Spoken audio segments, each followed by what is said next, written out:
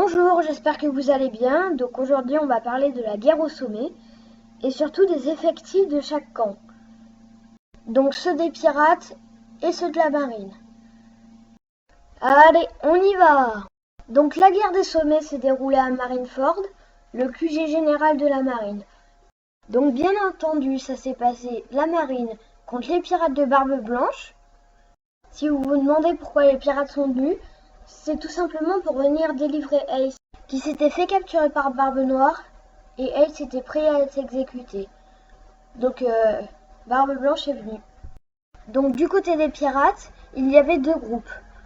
L'équipage de Barbe Blanche et les ex-prisonniers d'Ampledon, dont Luffy faisait partie. Donc on va commencer avec Barbe Blanche, l'homme le plus fort du monde. Il a mangé le fruit du tremblement. Bien entendu, il est mort pendant la guerre des sommets, mais il s'est bien défendu quand même. On va continuer avec Marco, le capitaine de la première flotte de Barbe Blanche. Il est surnommé le Phénix grâce à ses pouvoirs. Ses pouvoirs peuvent le soigner de toute attaque. On va continuer avec Jaws, le capitaine de la troisième flotte de Barbe Blanche. Il a mangé le fruit du diamant, donc il est vraiment indestructible. On va continuer avec Vista, le capitaine de la cinquième flotte de Barbe Blanche. Il se bat avec deux épées. Pendant la guerre des sommets, il a combattu Mihawk. On va continuer avec Ivankov, la reine des travestis. Il s'est enfui d'Ampledon avec Luffy et tous les autres. Et il fait partie de l'armée révolutionnaire. On va continuer avec Inazuma. Elle est sous les ordres de Ivankov. Tout comme lui, elle a mangé un fruit du démon, qui est celui du fruit du ciseau. Jinbei, le 7 grand corsaire qui a été envoyé à Impledon parce qu'il ne voulait pas participer à la guerre. Il est homme poisson et capitaine de l'équipage des pirates du soleil. Le dernier sera Crocodile. Il s'est enfui avec Luffy, même si Luffy était un vieil ennemi. Maintenant, nous allons passer du côté marine. Nous allons commencer avec Kuma, le 7 grand corsaire.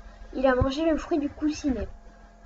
Hancock, qui a mangé le fruit de la passion et qui est venu à Impledon pour aider Luffy.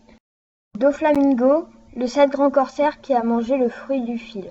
Gecko Moria, l'ennemi de Luffy, qui a mangé le fruit des ombres. Mihawk, le plus grand sabreur de tous les temps, il avait combattu Zoro et il lui a infligé une violente défaite. Sengoku, l'amiral en chef, qui a mangé le fruit du Bouddha. Akenu, qui a mangé le fruit du magma et qui est amiral.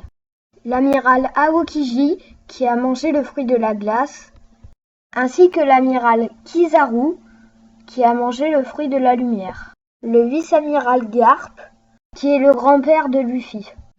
Tous les vice-amiraux. La bataille s'est déroulée, mais à la fin, Barbe Noire a débarqué avec son nouvel équipage qui venait d'Impledon et a tué Barbe Blanche. À la fin, Shanks est arrivé avec son équipage pour stopper le carnage. Et bien sûr, sauver Luffy, le personnage principal qui avait été gravement blessé par Akenu. Merci d'avoir regardé cette vidéo. N'oubliez pas de vous abonner. Au revoir.